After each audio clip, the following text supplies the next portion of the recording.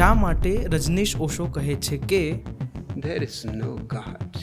There is no God, મતલબ ભગવાન છે જ નહીં. આચાર્ય રજનીશ એ નાનપણથી જ જોતા આવતા હતા કે ભગવાન એ લોકોની એક જાતની માન્યતા છે, અને આ વાતનું સબૂત એ જ લોકો આપી દેતા હતા કે જે તથાકથિત પોતાને ધાર્મિક સમજતા હતા. વિચાર કરો કે કોઈ પોતાને ધાર્મિક માને છે, એને થોડા ઘણા પ્રશ્નો પૂછવાથી ખબર પડી જતી હોય કે એની જેટલી પણ માન્યતાઓ છે એ બહારથી, આજુબાજુના લોકો તરફથી અને એવા લોકો પાસેથી આવેલી છે જેમને ખબર જ નથી વાસ્તવમાં કે ભગવાન છે શું. એ પણ બીજાની જેમ પોતાની માન્યતાઓને જ સત્ય સમજીને જીવે રાખે છે.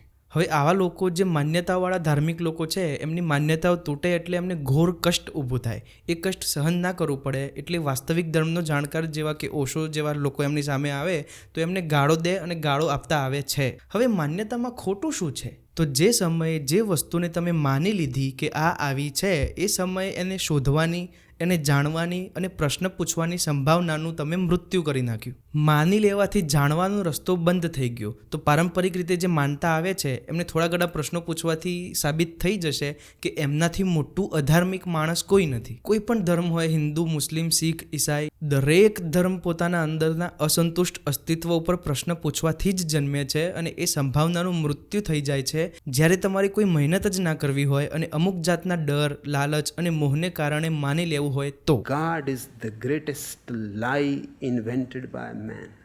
આ શબ્દ જે છે ભગવાન અને ધાર્મિક જીવન, આ જ્યારે બેહોશી તમારી ટકાવી રાખવાનું ઉપકરણ બની જાય ત્યારે ભગવાન શબ્દ એ માણસનું બનાવેલું સૌથી મોટું જુઠ્ઠું સાબિત થાય છે. અને આ જાણી પરખીને લોકોને અરીસો દેખાડવાની અને બધાના મોઢા ઉપર ચોખ્ખે ચોખ્ખું સાચું કહેવાની હિંમત રાખી હતી ઓશોએ. તમે જોવા જશો તો આસપાસ ચાલતા ધર્મમાં મોટા ભાગનું અસત્ય હોય છે, પાખંડ હોય છે, અને આ વસ્તુ તમને કહેવા જશો એમને તો એ તમને જ અધાર્મિક સાબિત કરી દેશે. એવા માન્યતાવાળા ધાર્મિક લોકોને બાજુમાં મૂકીને સાચો ધર્મ શું છે એ વિશે વિચાર કરશો તો ખબર પડશે કે જે ધર્મ તમને હોશ તરફ લઈ જાય, જે સત્ય તરફ લઈ જાય, એ ધર્મ સાચો ધર્મ. અને બેહોશી તરફ લઈ જવા માટે કંઈક અલગથી નથી જે આસપાસનું ચાલી રહ્યું છે ધર્મના નામે 99% જે તમે માનતા જ આવ્યા છો એ જ. સાચા ધર્મને જાણવા માટે ગુરુ સૌથી મોટો ફાળો ભજવે છે, અને મોટાભાગના ગુરુ ફ્રોડ છે. મોટા ભાગે જે પ્રચલિત છે, જેને લાખો લોકો માને છે, એવા બાબાઓ પણ એક નંબરના ફ્રોડ છે. એટલા માટે આ દિવાળીમાં સાચો ગુરુ અને ખોટા ગુરુ વચ્ચેનો ભેદ સમજાવતો વિડીયો તમારી સામે લાવીશ. ત્યાં સુધી આ ચેનલ ધ ઓનેસ્ટ ગુજ્જુને સબસ્ક્રાઇબ કરી લેજો અને અન્ય વિડીયો જોઈ નાખજો.